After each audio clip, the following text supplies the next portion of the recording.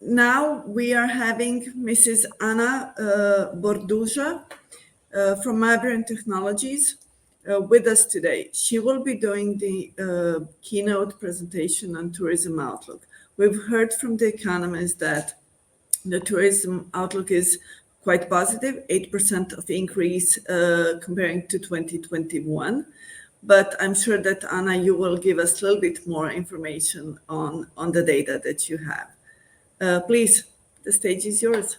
Okay, hello everybody. Thank you very much for the presentation and for the opportunity to be here to share with you some of the insights that we have for the upcoming season. So first of all, I want to explain a little bit who we are, who is Mabrian, what we are doing.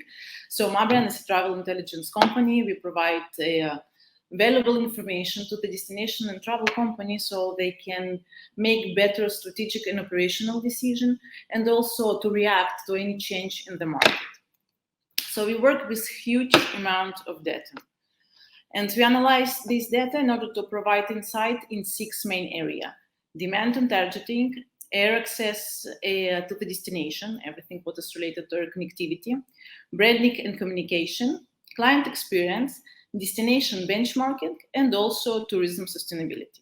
So our clients usually use this information for the strategic planning and also to analyze the result of the taken actions.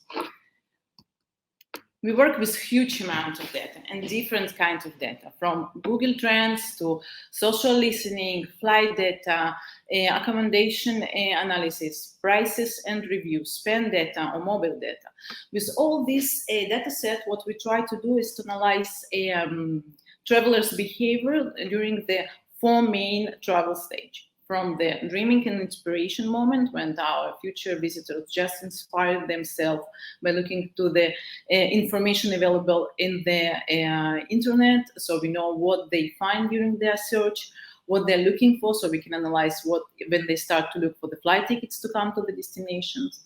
Once it's come to the booking moment, so we analyze and understand when they finally book, to which destination, how long do they will stay in the destination, when they will come, what kind of visitors we are going to have, if they are more families or couple or maybe groups.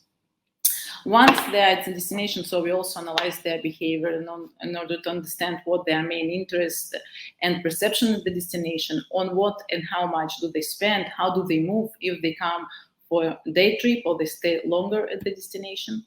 And to complete this cycle, we also analyze the review and social media mentioned, so we can understand how actually our visitors rate their visit at the destination, and to understand their satisfaction level with the tourism product offer or maybe with the accommodation. And this will be also a very important part, because this information will find our future visitors when they will be in their dreaming and inspirational moment. We work with many different kinds of organizations, mainly with the destination, and as we work with global data providers, we can provide information to any destination in the world in terms of geography and also in terms of size, if they're national, regional, or local tourism organization. And also for the private industry, we can work with hotel chains, airlines, and also investors. So today, I want to share with you some of insight that we can see, can extract from the data. For this analysis, we analyze a destination in the East-South Europe, and we are focusing to see, first of all, the recovery in terms of air connectivity. We also will see the demand, from where the demand comes from, and how it's changed compared to the previous year. We will see the average prices for the analyzed destination, and also we will see how actually the war in Ukraine is affecting the demand to this destination. So the first part, it will be focusing on the air capacity, on the programmed flight to the main destination in East-South Europe. We are talking about aggregated data, general trends. We can see that the number of seats on the programmed flight is reaching and also overcome the number of 2019. For this analysis, we analyzed data for the summertime from the 1st of June to 31st of August of 2022, comparing this data with 2019. So we see that short, medium, and long-haul flights are even in aggregated number, are even higher than in 2019. But I must say that long-haul flights, the increase that we see is due to the rise in the capacity for Greece from US and also for Montenegro from Kazakhstan. For other destinations, the long-haul flights still are not reaching the number of 2019. If we are going to focus on some specific destination, we can divide the destination in three main groups. The destinations that show the high level of recovery, such as Greece and Romania, that they show the higher number than in 2019. The medium level of recovery, Serbia and Croatia, they're almost there, with only 1% and 3% less than in 2019. And the country that show slower level of recovery, such as Montenegro, Bulgaria, and Cyprus. So we see that Bulgaria has 27% less of air capacity compared to 2019, and Montenegro 15%, and Cyprus 11%. So this is like more general view of the air connectivity with the East-South Europe. Now I want to show you more detailed information for each one of the countries. So here what we are seeing now, this also air capacity based on the same data set, but here we have all those information of some specific market. This can provide us interesting insight because maybe the connectivity is almost reaching the number of 2019, but if the air capacity is recovered for the same market in the same place, in the same level, this kind of chart, this kind of analysis can help you to understand this trend. So, focusing on Greece, we can see that Greece increased their air capacity for the main origin market, besides of Czech Republic and Russia that they completely lose their direct connectivity with this market. Is also Cyprus show a small drop of 30% in air capacity. However, stands out France that in this year they have 43% more than in pre-pandemic period. Romania is the other destination, one of the that show the best recovery level in terms of air capacity. Here we also see different trends for different origin markets. First of all, the main origin market, international origin market, German market, is decreased in their air capacity by 13%. And also we don't have any more direct route with Israel and Belgium. However, Italy and UK increased their air capacity with 27% for UK and 15% for Italy. Serbia, another destination that quite dependent on Russian market and going to lose this market, at least with the direct air capacity. But also we see an important change in air capacity with Croatia. That is also, there are no more direct flight during the upcoming season that we used to have during the 2019. Another important trend for Serbia will be Germany. That is also the main market for the destination that is dropping 12% in air capacity. And Switzerland as well, the second one in terms of importance, that has a 9% less than in 2019. The good news for Serbia that we have much better connectivity with Austria, 58% more, and also with Turkey. Croatia is losing their direct connectivity with Spain that we used to have during 2019. We also have really slight drop in the capacity and the connectivity with the main market at Germany and UK. Also interesting insight that we can see with Croatia, that Croatia is losing their connectivity, direct connectivity with the domestic market. Usually we have different trends. Lately we can see that domestic connectivity is recovering better than international one. However, in this case is different. And we can see also that Netherlands and Austria this summer are going to have better connectivity than in pre-pandemic period.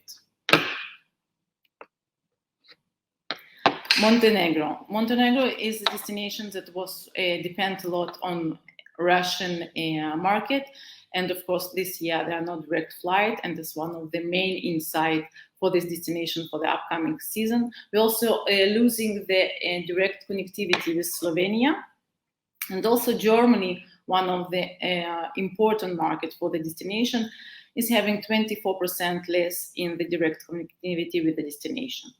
But we increase in other markets such as Poland, Austria, and Turkey. Bulgaria. So in Bulgaria, we have also a decrease in air capacity in main destinations such as many regions such as Russia, Polonia, Czech Republic, and Israel. But we see the increase in Italy and Austria. In Cyprus, the destination with the slower level of recovery, we see the decrease in the direct air capacity almost in all markets. In some of them, such as Russian and Ukrainian market, the important market for the destination, the drop is of 100%, also 100% of drop in with Lebanon. However, we increase our direct connectivity with Germany by 47%, that is a lot, Austria, and that's all. So it's only those two markets show the increase in the direct air connectivity with the destination. So it's important to see how we are connected, how our destination is connected, but also important to see how we are connected with different origin markets. So to make a short summary about the direct connectivity, I can see some common trend. First of all, the increase in the air connectivity, and the best recovery, what we can see is come from the Western European markets. We can see the exception in German markets, which show a decrease in the capacity almost in all destinations besides of Greece, Cyprus, and Bulgaria. And also we see, of course, the Russian market that has dropped by 100% in most of the analyzed destinations. So here what we analyze is the connectivity of our destination with different origin markets, and also compare this number with 2019 to see how far away or where we are compared to pre-pandemic period. And now the next analysis will be focusing more on the demand. So for that, we analyzed flight searches. Flight searches for the travel date from 1st of June to end of August for 3 destinations: Montenegro, Croatia, and Greece. So we can see some interesting trend here. First of all, from this data set, we can understand what are the main markets in terms of searches, who is already show the interest to come to our destination during the summertime. So for Montenegro, it will be German, Russia, UK, France, and US. The interesting insight that we can extract from here that Russia also, that they don't have any direct flight during the summertime, they still show the interest to come to the destination. They still make the searches and still look for the flight tickets to come during the summertime to the destination. Another indicator that we have here is the share of flight searches. You know, the absolute number can be affected by so many reasons. We have a pandemic, so the total search number is decreased because of the pandemic. But this doesn't mean that the demand to our destination is decreasing as well. So this is why we developed a share of searches indicators that help us to understand the strengths of the demand of some specific market to my destination. For that, what we are doing, we analyze 1 million of total searches launched from some specific market during the selected time to any destination in the world. And we calculate a share of these searches to some specific destination. In this case, this will be analyzed destination Montenegro. And this helps us to understand the strengths of the demand from this specific market to our destination during the selected time frame. So from that, we can understand that the popularity of our destination is dropping for all the analyzed market. So this year, we have less interest for the main market to come to our destination compared to the competitors. In this analysis, we also include the average length of stay and also compare this with 2021.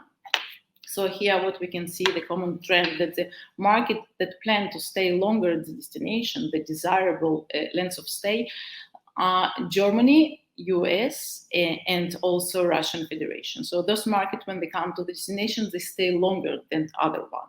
And also those markets show the increase in the desirable length of stay compared to the previous year. However, UK and France, the markets that plan to stay less at the destination and also show the decrease in the length of its desirable length of stay compared to 2019.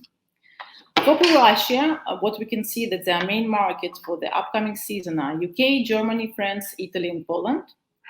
And we can see that average length of stay, desirable length of stay, is around of 8 days. That is less than in Montenegro and also less than in Greece. And also another interesting trend we can see here that all markets show the decrease in the desirable length of stay. This may be connected to the hotel prices. We see the increase in the hotel prices in both Croatia and Greece, and maybe it might be the reason that the visitors for the summertime compared to the 2021 plan to stay less at the destination. And to finish the analysis of the upcoming season, I just want to show you the price analysis for the main categories 3, 4, and 5 stars hotels. And the main trends that we can see here that in 3 and 4 stars hotels category, we see the increase almost for all destinations, besides of Cyprus, that show the decrease in the prices for these 3 categories, 3 and 4 stars, 4 and 5 stars hotels. And also when we are focusing on the 5 stars hotels category, we can see that Serbia and Montenegro decrease their prices for these categories. And this might be because of the loss of Russian market, the market that used to choose more luxury properties at those specific destinations. And just to finish, the last slide that I would like to share with you is the analysis of the impact of the Ukrainian war on the demand. For this, we also analyze flight searches to the 3 destinations in Greece, Croatia, and Montenegro, and we are focusing on the search period 2 weeks before the war and 2 weeks after. So the blue line shows the all origin markets that made flight searches to come to those 3 destinations. As you can see, just a few days after the war, we have an important drop in the flight searches. But however, just a few days after, we are recovering more or less the same level as before the conflict that starts in February. What we can, what stand out from this analysis is the German market. German market need to have much more, show more time that needed to show the same signs of recovery as before the conflict starts. So from this we can understand, when we have this information in hand, we can understand the sensibility of each market for some specific geopolitics event. And knowing this, destination and also travel company can adapt their communication based on this information, and to be more and to send more personalized message based on the impact of the conflicts on each one of the markets.